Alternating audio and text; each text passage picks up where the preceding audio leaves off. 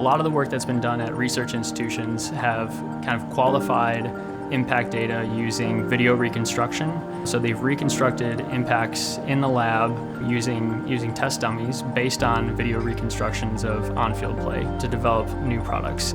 We test about 25,000 football helmets a year, and the whole idea is to reduce the head impact exposure to the players on the field. Measuring certain biometrics on the field that you can measure in the helmet and using that to improve the game of football, I think will have benefits that we can't even really imagine right now.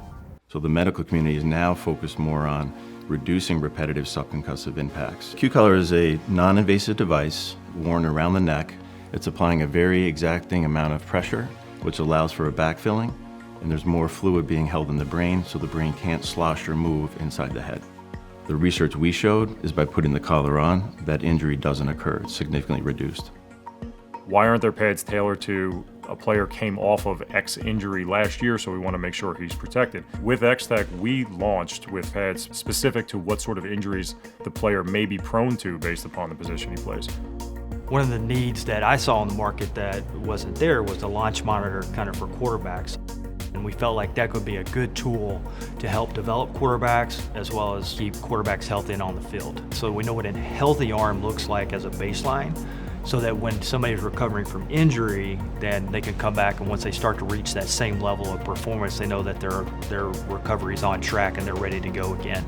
So it helps on both the prevention side and also the recovery side. It's a system that calculates these stats. It gives it to you in its initial form in a spreadsheet, pointing out their weaknesses or their perceived weaknesses and how can we improve, even on an injury recovery standpoint. But now I can quantify it. I can put a number to that improvement. Now, more than ever, we're more informed about the game of football, and that's not just in head protection, but that extends in a lot of different aspects of the games. The progress in the past 5-10 years has been dramatic, and I see that continuing with a lot of the emphasis and focus on player safety.